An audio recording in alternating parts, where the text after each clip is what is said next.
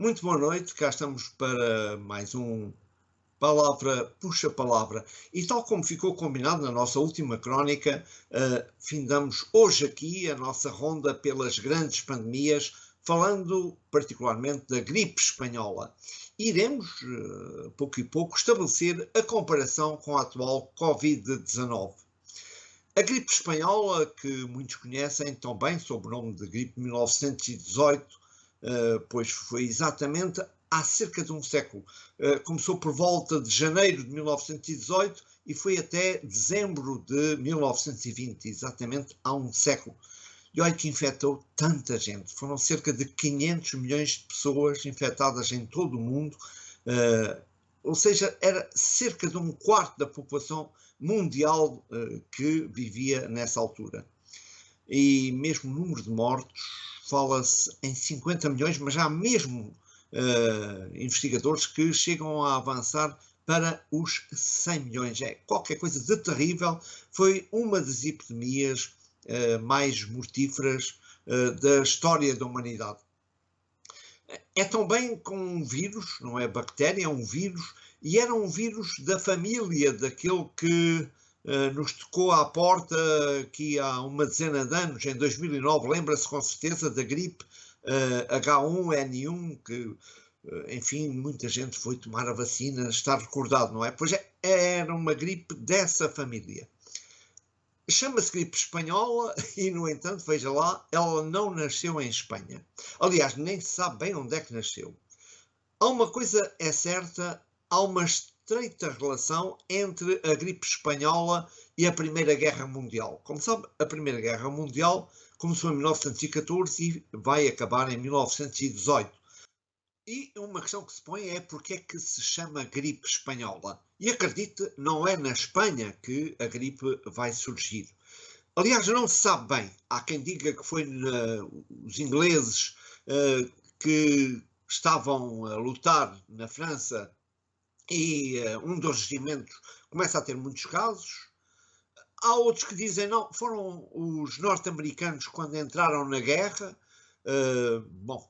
Não se sabe se foram os norte-americanos que trouxeram a gripe da América para a Europa ou se em contrapartida foram os soldados norte-americanos que trouxeram depois a gripe de retorno para os Estados Unidos. Não sabemos. O que sabemos, e isso é certo, é que não foi propriamente na Espanha que surgiu. Vai surgir na França, dentro do contexto dessa Primeira Guerra, e as diversas forças fazem silêncio sobre os efeitos da gripe. Não vão revelar que os seus homens estão a morrer sistematicamente por causa desta pandemia. Em Espanha, porque a Espanha não participou e porque a Espanha foi também duramente atingida, a imprensa espanhola vai falar muito da gripe e isto vai fazer com que, na altura, se comece a dizer que há uma gripe em Espanha que está a contaminar todo o mundo e passou a designar-se por gripe espanhola, mas de facto não nasceu na Espanha. Os portugueses vão também ser afetados pela gripe espanhola, provavelmente para já há soldados portugueses que participam na Primeira Guerra Mundial e, por outro lado, as ligações entre Portugal e a Espanha vão fazer com que esta gripe entre em Portugal e vá matar bastante gente. Curiosamente, em Portugal não se chamava gripe espanhola, chamava-se a pneumónica, a gripe pneumónica, que é exatamente a tão designada gripe espanhola. Nós sabemos que um dos aspectos que é realmente bastante diferente em relação à pandemia que estamos a viver neste momento é o facto de serem, sobretudo os mais jovens, aqueles que eram afetados pela gripe espanhola. As pessoas de mais idade eram bastante mais poupadas, o que não acontece nos dias que estamos agora a viver. Falava sobre a origem da gripe. Curiosamente, nós pensamos cada vez mais que terá surgido num campo militar, no Kansas, nos Estados Unidos, que terá de facto surgido aí. É curioso, hoje em dia, os historiadores norte-americanos dizem que provavelmente veio da China. E veja lá como as coisas se repetem. Hoje em dia também os Estados Unidos acusam a China de ser a responsável da atual pandemia. Um aspecto que é extremamente curioso, por exemplo, é que muitas vezes não se ligava muito a sério a esta gripe, se calhar como hoje acontece. Vou-lhe citar exemplos, sei lá, por exemplo, os jornais espanhóis de início dizem que é uma simples gripe, que não há grande importância. E há um célebre exemplo de Filadélfia, nos Estados Unidos. Estão para embarcar soldados e, claro, uma tradição norte-americana é vir toda a gente para a rua assistir ao desfile dos soldados que estão para embarcar. E isto em plena pandemia. Há cerca de 200 mil pessoas na rua a aplaudir os soldados. Pois é, o problema é que nos meses seguintes, em Filadélfia, vão morrer apenas 16 mil pessoas. Isto nos 6 meses seguintes a este desfile militar que teve gravíssimas consequências pelo contágio.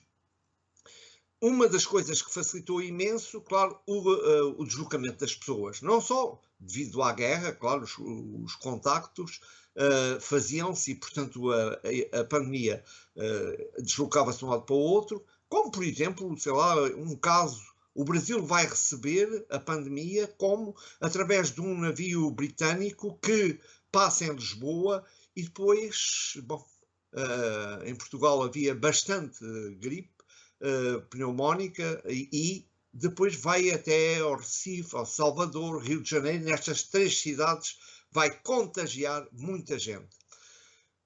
Estamos numa altura em que o sistema de saúde ainda era muito incipiente e, portanto, não foi capaz de responder e entrou em colapso. Há milhares e milhares de pessoas que estão doentes e, portanto, não têm já lugar nos próprios hospitais.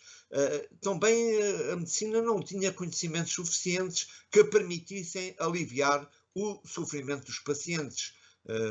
Os antibióticos ainda estão na sua fase muito inicial, eles ainda não existiam propriamente.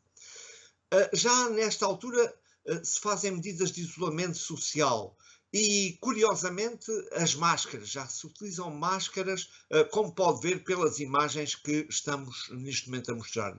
Os países mais atingidos, bem, claro, tem a ver também muito com a população, mas, por exemplo, os países mais atingidos são a Índia, com entre 12 a 17 milhões, a China com mais de 1 milhão de pessoas infectadas, os Estados Unidos, a Alemanha e Portugal vai também ter, como dissemos, cerca de 120 mil pessoas.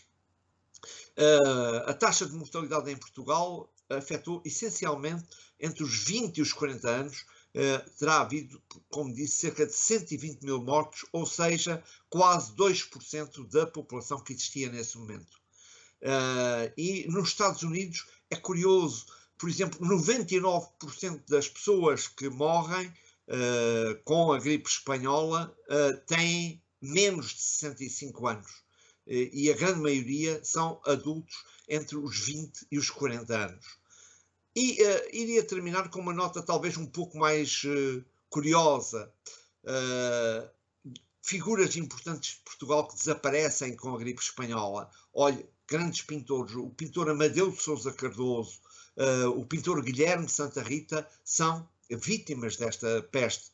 Também na música, estou a pensar, por exemplo, no maestro David Souza, num pianista, o pianista António Fragoso, e olhe, por exemplo, os videntes de Fátima, Francisco e Jacinta Marto, dois dos pastorinhos que foram recentemente, passaram a ser santos, eles foram vítimas também da gripe espanhola.